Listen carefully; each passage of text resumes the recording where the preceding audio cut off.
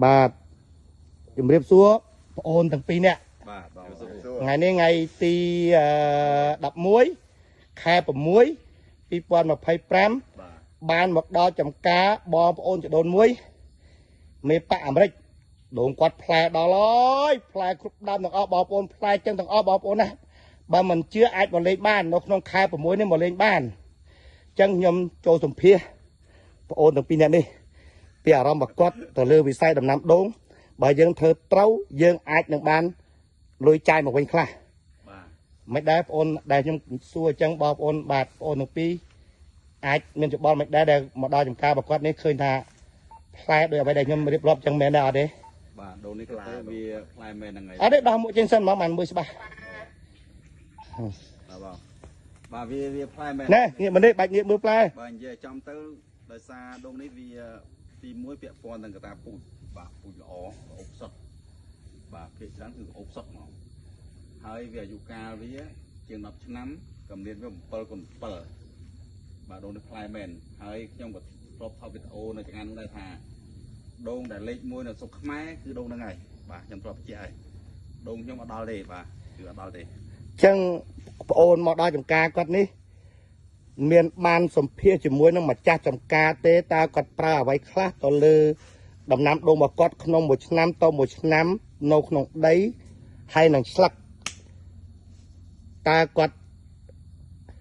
បានរៀបរាប់ប្រាប់អូនទាំងពីរបានដឹងពីព័ត៌មាននឹងខ្លះអាចបកស្រាយឲ្យខ្ញុំបានដឹងហ៎អូ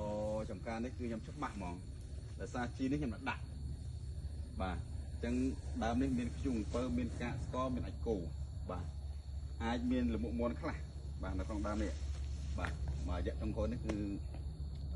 ថែទាំបានដល់សារៈប្រព័ន្ធទឹកស្ពីកលើឆ្នាំនេះគឺតែផ្លែច្រើនមែនតើហើយគាត់ដាក់ជីកំប៉ុស្តហ្នឹងប្រហែលមុខដែលបងអូនថាហ្នឹងគាត់ដាក់របៀបម៉េចអាចបកស្រាយបន្ថែមឲ្យបងប្អូនយើងដឹងបានខ្លះ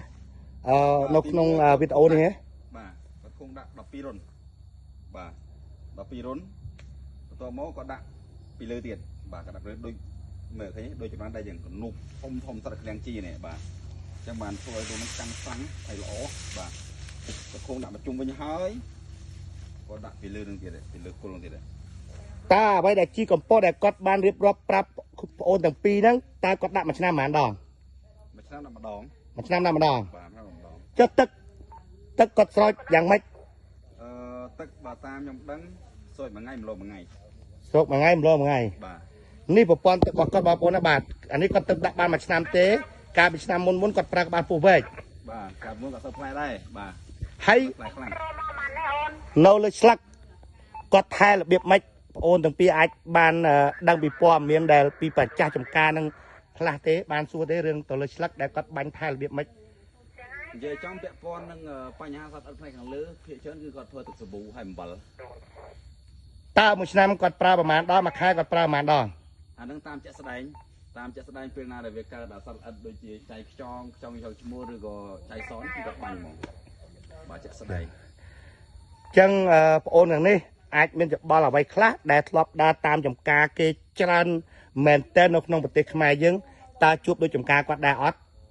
ដែលធ្លាប់ដើរអូនទៅបងបើសិនជាខ្ញុំធ្លាប់ដើរជួបឬមួយក៏ខ្ញុំធ្លាប់មើលតាមវីដេអូហ្នឹង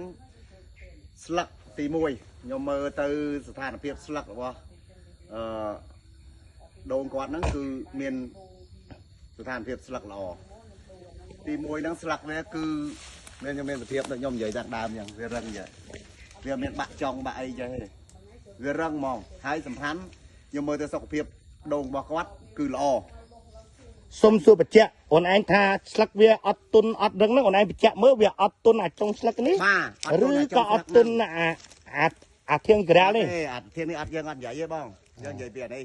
ចាប់ពីអានេះមកខ្ញុំមើលវីដេអូគេនៅប្រទេសគេគឺអញ្ចឹងដែរគឺស្លឹកដែលមានគុណភាពគឺអញ្ចឹងហើយបងឃើញនេះអូខេស្លឹកវាក្រាស់ហើយរឹងបាក់ក៏បាក់តិចដែរបាទអញ្ចឹងហ្មងបាទបើមើលស្លឹកដូងគាត់ទាំងអស់មើលយើងមើលទៅឃើញអញ្ចឹងមែនទោះបីតែមានភាពអញ្ចឹងក៏វានៅតែរឹងដែរវានៅតែរឹងដែរបងវាអត់បាក់ទេ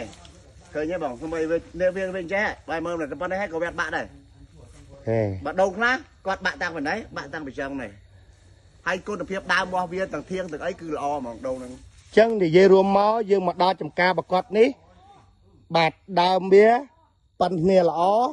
វាមានក្នុងចន្លោះប្រហែលជា6 7ដើមទេបងដែលដើមខុសធំដើមធំ ចឹងអូនឯងមកដល់ចំការនេះអូនឯងមើលទៅស្លឹកក្រាស់ល្អ ស្លឹកក្រាស់ល្អ ចុងស្លឹកវានេះក៏អត់ទុនដែរ បាទ រឹងស្អាត រឹងស្អាត បាទមិនមែនដងវានេះណាបងប្អូនបាទ ស្ដងហ្នឹងគឺ អើមិនមែកនេះទេគឺមិនមែនធៀងនេះទេគឺចុងស្លឹក ចុងស្លឹកហើយ ក្រាស់ល្អអត់ទុន បាទ ចឹងមែនអូន បាទបងនេះបងឲ្យមើលតាមនេះក៏ដឹងដែរបងវាបាក់ក្នុងចំនួនតិចមែនតើចឹងណាបងនេះ បាទ ទោះបីតែវាណាឡើងនេះរឹងកព្រឹសឲ្យក្រាស់ ក្រាស់ បាទ ចឹងបានន័យអូនឯងបញ្ជាក់មកនេះបានន័យថាស្លឹកវានឹងអត់ទុនស្លឹកវាក្រាស់ បាទ ធ្វើឲ្យដំណាំដូងនឹងសុខភាពល្អ បាទមើលយើងមើលទៅលើទៀតក៏ចឹងដែរបង បាទ និយាយទៅសុខភាពដូងគាត់មើលទៅវាល្អហ្មង អញ្ចឹងមកដល់ចំការរបស់គាត់នេះអូនចន្ទីបាទគាត់នៅក្នុងក្រុមដាំដូង25ខេត្តក្រុងគាត់មកដល់ចំការនេះគាត់ថាស្លឹកដូងនេះក្រាស់បាទក្រាស់ល្អបាទគាត់គយគុណមើលទៅឃើញថាវាក្រាស់ល្អបាទដូងនោះវាផ្លែខ្លាំងបងប្អូនបាទផ្លែណាស់ មើលសុខភាពវា បាទហ្នឹងហើយផ្លែមែនបងប្អូនណាចឹងខ្ញុំថតជាវីដេអូបន្តឲ្យបងប្អូនមើលទៀតកុំឲ្យតែខ្ញុំនឹងចេះថាបងប្អូនបាទផ្លែគុតដើមបងប្អូនបាទផ្លែមកបងប្អូនណាអត់មានម្លងដើមទេបងប្អូននេះផ្លែមែនបងប្អូនហើយប្រព័ន្ធទឹកគាត់អត់មានគួយអស្ចារ្យទេបងប្អូនណាបាទផ្លែហើយវីដេអូនេះរៀងយូរបន្តិចហើយបងប្អូនណាបាទរៀងយូរបន្តិចហើយវាបងប្អូនដល់ព្យាយាមតាមដានហើយចំការនេះបងប្អូនអាចមកលេងបាននៅក្នុងខែ6ខែ7ហ្នឹងបាទផ្លូវទៅទឹកធ្លាក់ជ្រាវទល់មុខបាទដីឡូដែលមានលបងវែងគេធ្វើរបៀបលំហែទល់មុខហ្នឹងបងប្អូនអាចសុំគាត់ចូលលេងបានឬបងប្អូនចង់ស្គាល់ម្ចាស់ចំការហ្នឹងអាចតាក់ទងមកខ្ញុំបានឬក៏សួរមេប៉ាអាមេរិកហៅថាកូនល្អហ្នឹងបាទចង់មកលេងនៅចំការហ្នឹងក៏បានដែរហើយខ្ញុំដាក់ហាសនាមឲ្យគាត់មកបាទដំណាំដូងគាត់នេះបាទ100គុណលើ100បាទផ្លែមែនបងប្អូនបាទផ្លែប៉ុនមូសតិចបងប្អូនមូសបងប្អូនមើលផ្លែនេះបាទបងប្អូនផ្លែមែនដូងនេះបងប្អូនមើលនេះផ្លែសាហាវណាបងប្អូនណាបាទវីដេអូនេះវែងតិចបងប្អូនឥឡូវខ្ញុំបិទវីដេអូមួយហើយខ្ញុំតវីដេអូឲ្យបងប្អូនមើលមួយទៀត